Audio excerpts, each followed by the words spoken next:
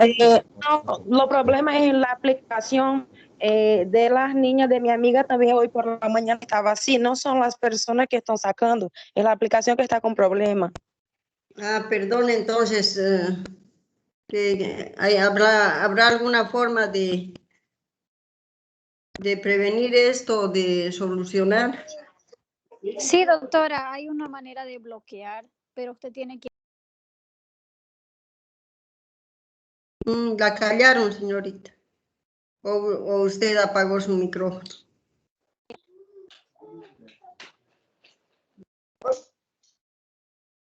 Hay una posibilidad de bloquear para que no saquen las personas de las clases. ¿Eso yo puedo hacerlo? Sí, en configuración de llamada, pero yo no sé exactamente dónde es.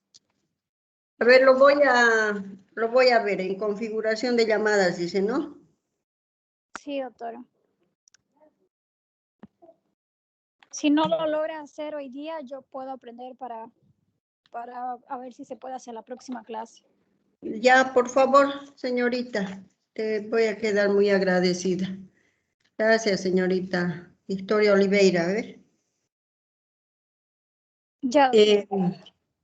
Bueno, entonces hablamos de la cadena epidemiológica, hemos dicho una población susceptible, el reservorio y la fuente, hemos visto qué es un reservorio y qué es una fuente, los mecanismos de transmisión, cómo se pueden transmitir las enfermedades.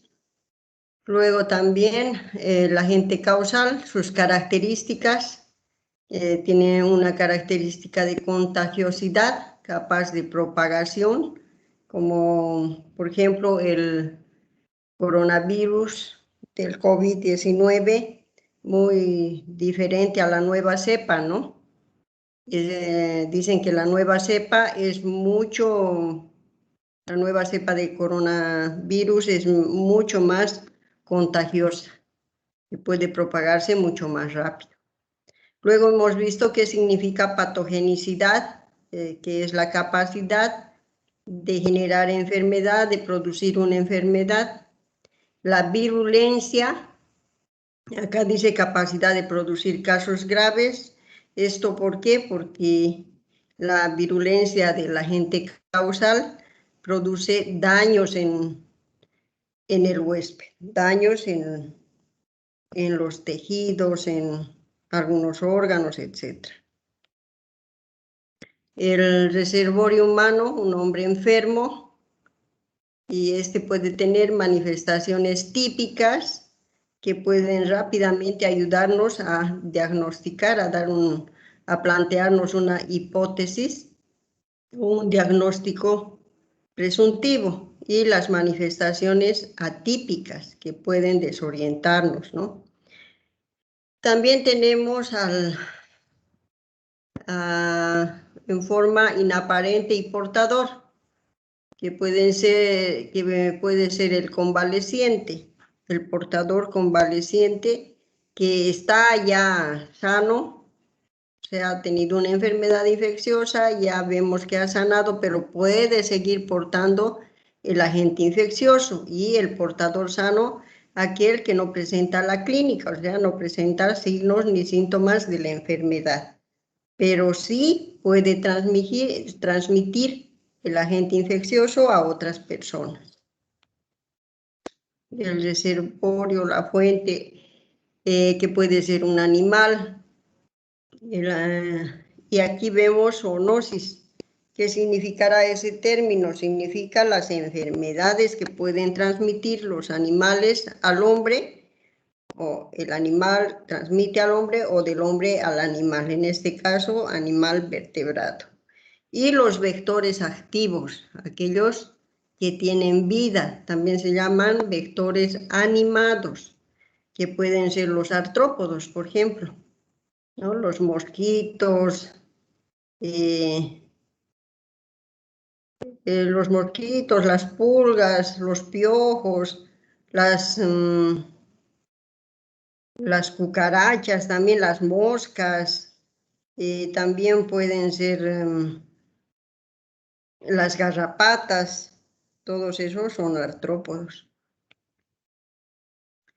El reservorio y fuente hemos visto, el ambiental, que también hemos mencionado al suelo, al agua, y los fómites. Estos son vectores inanimados porque no tienen vida. Los fómites son los juguetes, la ropa, utensilios como tazas, platos, cucharas que ha utilizado una persona con alguna enfermedad infecciosa y que si no se toma mucho cuidado con estos, al manipular estos objetos, pueden transmitir alguna enfermedad infecciosa, ¿no? También las formas especiales de resistencia, condiciones ambientales, los seres de vida libre durante parte de su ciclo evolutivo, los patógenos oportunistas de vida libre. El origen de las infecciones en la actualidad pueden ser de origen humano en un 90%, una autoinfección con nuestra propia flora bacteriana. El origen animal un 8%, como la salmonela, ¿no? Que podemos consumir los huevos en los alimentos, en algunas carnes, en el agua incluso, ¿no? El ambiental un 2%, hemos hablado de la bacteria Legionella, que puede encontrarse en el aparato del aire acondicionado y que al emitir el aire, pues nosotros aspiramos y podemos aspirar esta bacteria y puede producir un gran daño a nuestro organismo. Los mecanismos de transmisión, las vías y capacidad de supervivencia de... ¿Alguien habló? ¿Preguntó?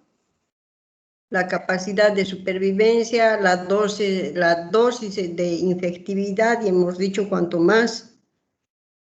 mayor sea el número de agentes infecciosos, los que ingresen a nuestro organismo, mayor será el daño y más rápido.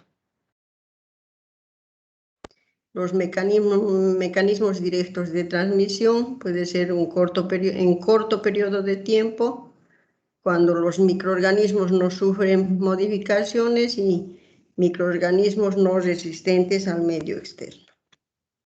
Los mecanismos directos de transmisión por contacto físico, como las enfermedades de transmisión sexual, la transmisión vertical, infecciones congénitas, inoculación directa mediante las jeringas infectadas, ¿no? Que podemos reutilizarlas sin tener el mínimo cuidado. Hay personas que las utilizan, las tiran y otras las recogen. Por eso no es bueno botar con los desechos sólidos comunes todos estos implementos que se utilizan en un hospital, en un centro de salud.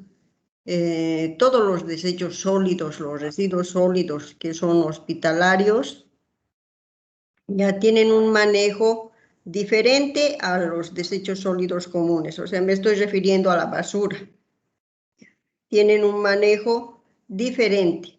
Los desechos sólidos comunes se los deposita en el relleno sanitario y lleva el carro basurero, el común. En cambio, para las clínicas, hospitales, ellos tienen otra manera de deshacerse de los desechos sólidos.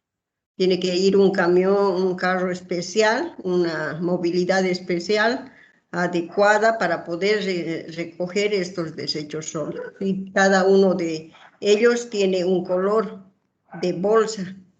No todos van en un mismo color de bolsa.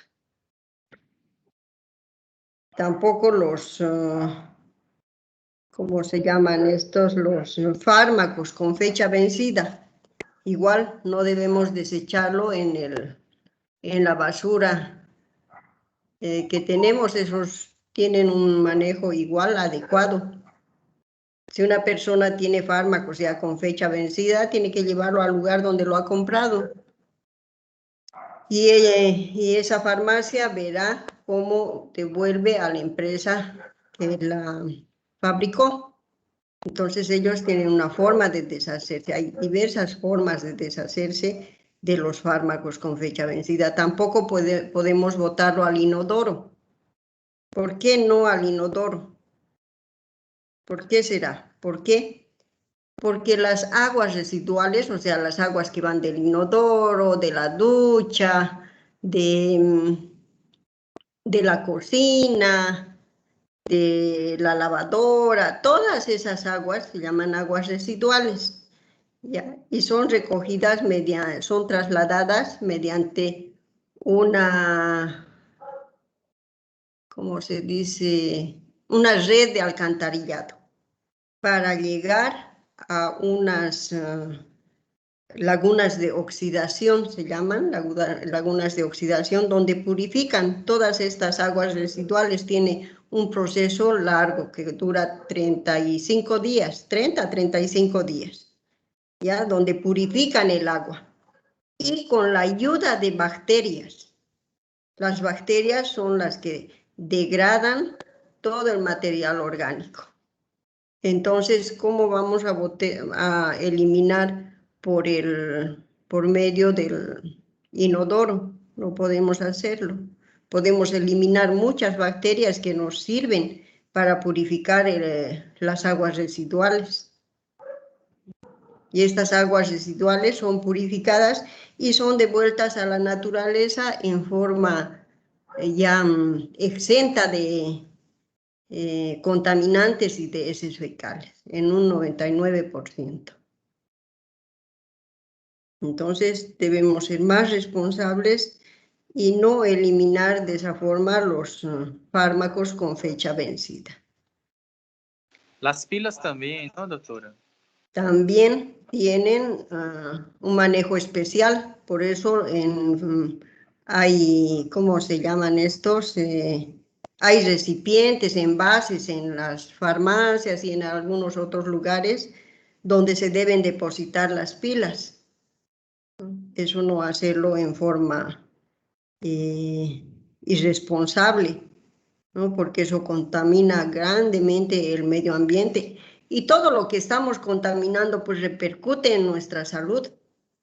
A la larga, a la corta, siempre eso nos va a dañar. Y si no nos daña ahora a nosotros, posteriormente dañará a nuestros hijos, nuestros nietos, etc. Tiene razón, señor Tales. Yo estaba caminando en el Parque de la Autonomía y vi un basurero solo para pilas allá. Qué bueno es eso, ¿no? Que todos eliminen sus pilas, dejen ahí, en ese lugar. O si no, uno dirá, no voy a llevar una pilita, por una pilita no voy a ir, siempre encontramos pretextos. O puede ser verdad, por una pilita no podemos ir hasta allí. Entonces nosotros en una botella PET ir acumulando nuestras pilitas, cuando tengamos cierta cantidad, pues llevarlo. Sería lo ideal, y no eliminar con nuestros residuos sólidos, ¿no? Con los residuos sólidos comunes.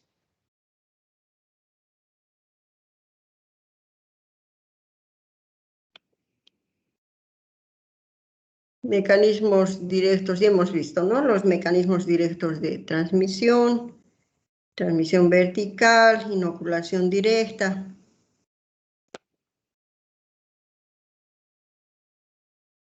Ahora vamos a ver adilioma. Ya hemos dicho, adilioma significa medidas de frecuencia. Cuando haga esta pregunta ya no creo que se olviden. Han hecho incluso un trabajo. El trabajo se los di bien cortito para que puedan aprender qué significa cada uno de estos términos, ¿no? Entonces, ¿qué hacemos cuando se presenta una nueva enfermedad? Una enfermedad que desconocemos. ¿Ya? Necesitamos saber sobre el comportamiento de esta enfermedad. Eso hace, ¿no?, la epidemiología. Primeramente estudia la enfermedad. Necesitamos saber sobre el comportamiento de esta enfermedad nueva, ¿no? ¿Y qué necesitamos hacer? Entonces, ver a quiénes afecta. ¿A quiénes afectará esta enfermedad? Ver por edad, podemos verlo por sexo, por raza, ocupación, lugar. Ocupación. Y tenemos que ver el lugar donde se encuentra ubicada esta nueva enfermedad, dónde ha surgido, ¿no? O dónde se ha presentado. Vemos la ubicación, el área geográfica, puede ser rural o urbana. Y también tenemos que tener en cuenta el tiempo. ¿Qué tiempo dura esta enfermedad? Si son brotes, si es esporádico, ver los signos, los síntomas y si hay mortalidad. Entonces vemos a quién, dónde y cuándo. Esa sería la pregunta. ¿Quién, cuándo y dónde?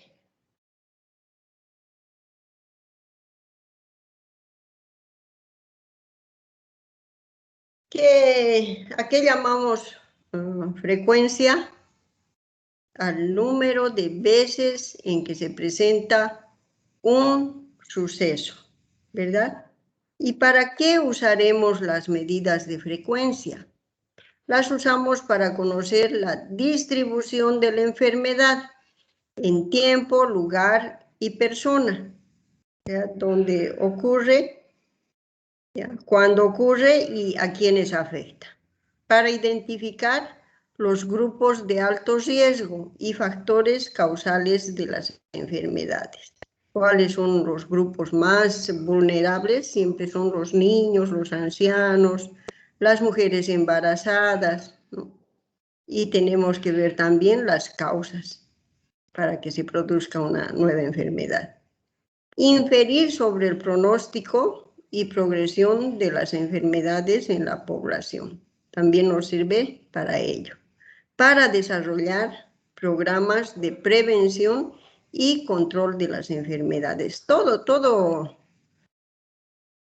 esto lo hacemos para conocer muy bien la enfermedad y para de tal manera poder controlar las enfermedades.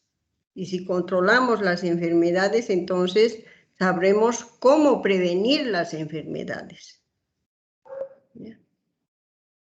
Y luego para evaluar el éxito o el fracaso de dichos programas. Para eso nos sirven las medidas de frecuencia.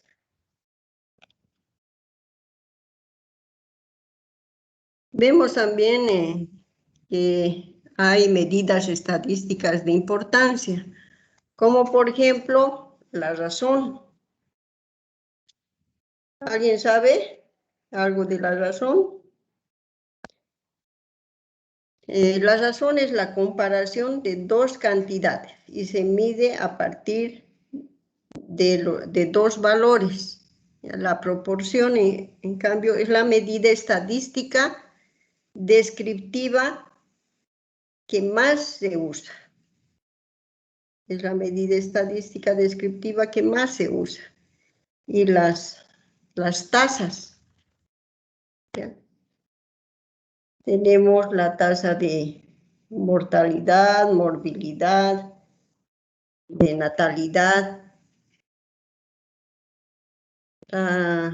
Las tasas son el cociente que resulta de dividir un número de acontecimientos sucedidos durante un periodo de tiempo. ¿Ya? Ocurre algo, hay un acontecimiento, un suceso, ¿ya? Entonces esto lo dividimos, todos estos sucesos lo vemos durante un periodo de tiempo, ¿no? ¿Ya? Y luego el cociente que resulta de esto. Un momentito, por favor, voy a tomar un vasito de agua.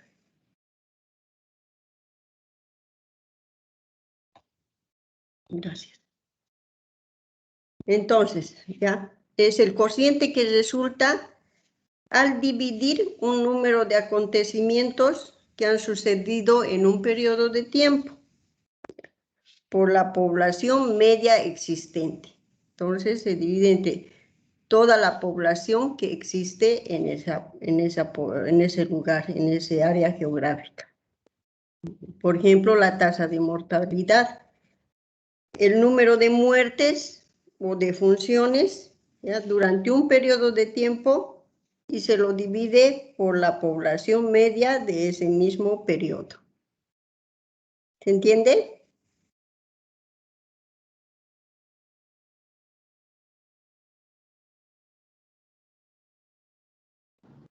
Sí, doctora. Ya, gracias. Y tenemos la tasa de morbilidad, mortalidad y natalidad. La morbilidad es la cantidad de personas que enferman en un lugar y en un periodo de tiempo. La mortalidad es la cantidad de personas que mueren en un lugar y en un periodo de tiempo determinados en relación con el total de la población. Y la natalidad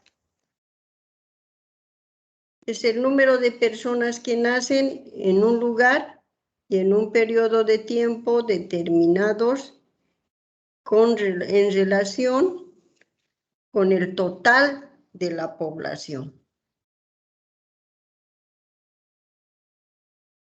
Entonces, si les hiciera la pregunta de qué significa morbilidad, solo dirán el número de personas enfermas. ¿A qué se refiere la mortalidad? Al número de defunciones. La natalidad se refiere al número de nacimientos. No siempre tienen que escribir todo el concepto, por si fuera al contrario.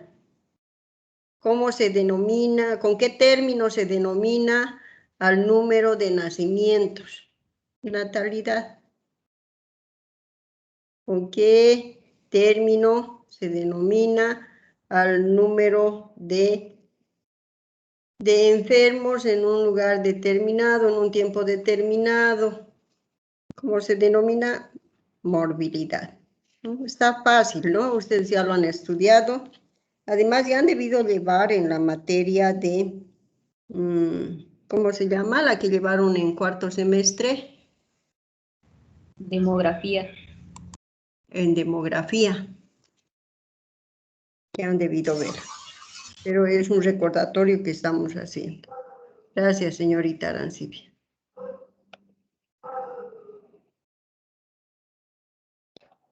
La razón, hemos dicho que es la razón. ¿Y para qué es usada? Para comparar o relacionar dos variables. Es una expresión de la relación entre dos cantidades. Las variables pueden ser cualitativas o cuantitativas. Cualitativas cuando se refiere a las observaciones que se hacen, ¿no? Y las cuantitativas pues son numerales, son numéricas. Y la expresión, y también se puede haber variables, ¿no? Utilizando edades, clasificando por sexo, varón, mujer, etc. La expresión de la relación entre dos cantidades. Estas cantidades pueden estar relacionadas o ser totalmente independientes. El numerador no está incluido en el denominador. No vamos a hacer ningún tipo de ejercicios ni ecuaciones, solamente quiero que sepan los conceptos. Y aquí hay un ejemplo que se expresa X sobre Y o X por Y. Ejemplo, entre los estudiantes de la Facultad de Odontología ocurrió una epidemia de intoxicación alimentaria, 32% de los infectados fueron de cuarto curso y el 16% fueron de tercer curso. ¿Cuál es la razón de intoxicación alimentaria entre estos dos cursos? Entonces, el 32 va como numerador y el 16 denominador. Entonces, el resultado 2.1 de cada 2 estudiantes de cuarto curso se enfermó uno de tercer curso resultado. Y así, aquí también hay otro ejemplo de la proporción. La proporción se define como una razón en la que el numerador está incluido en el denominador. Aquí un ejemplo. Otro ejemplo. Y aquí vemos las tasas, ¿no? La definición mide las tasas, la definición de tasas mide la probabilidad de ocurrencia de algún evento en particular.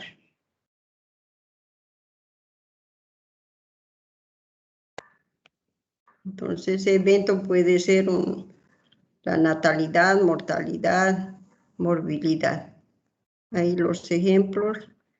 Y hay 3 grupos importantes de tasas: tasa de morbilidad, tasa de prevalencia, incidencia acumulada, tasa de incidencia, tasa de ataque primario.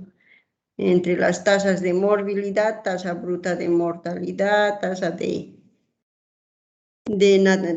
dice aquí? Letalidad, tasa de mortalidad, etc. En las tasas de natalidad, tasa bruta de natalidad, tasa de fecundidad general, tasa de fecundidad por edad. Y hasta ahí, jóvenes. Doctora, Sí, dígame. sobre el trabajo que usted nos dio de idioma, yo tenía adicionado el trabajo a la plataforma, ¿no? Pero creo que me olvidé de entregar, de apretar para entregar. Y solo hoy que volvió con 0, ¿no? Que valía 2 puntos, que yo fui a mirar que me volvió con 0 porque yo no tenía apretado para entregar. A ver, señorita, sí, me disculpa. Y ahora, ¿Lo recién, pueden enviar su trabajo? ya envié de nuevo. Sí, envié. Ya, está bien, porque el plazo es hasta hoy. Sí. ¿No? Y yo lo olvidé y no me fijé en el momento de devolver. Les pido por favor me disculpen y pueden enviarlo. Ya, doctora, envié ya. Muchas gracias. A todas las gracias por su observación y me hizo recuerdo, señorita María Luisa. Por favor, señores, si les devolví con 0 y lo tienen que enviar, envíenlo. Envíenlo, por favor. Está bien, doctora. Una pregunta, ¿va a tomar lista? Voy a tomar lista enseguida. Bueno, ahí terminamos, jóvenes. Si no hay ninguna pregunta, llamamos lista para